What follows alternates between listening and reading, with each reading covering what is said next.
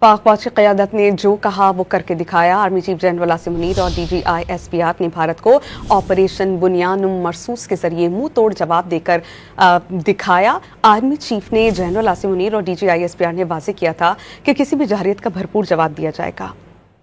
Many times it happened that a smaller force vanquished a bigger force by the will of Allah.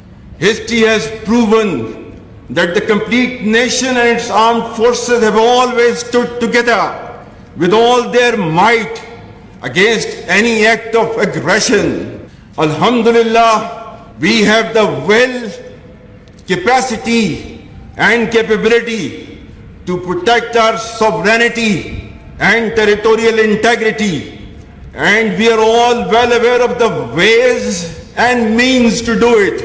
If this great Pakistani nation and the Pakistani armed forces, if 1.3 million Indian army with all their wherewithal, if they cannot intimidate us and they cannot coerce us, these terrorists can subdue the armed forces of Pakistan. Our forefathers, they have sacrificed immensely, and we have sacrificed a lot for the creation of this country.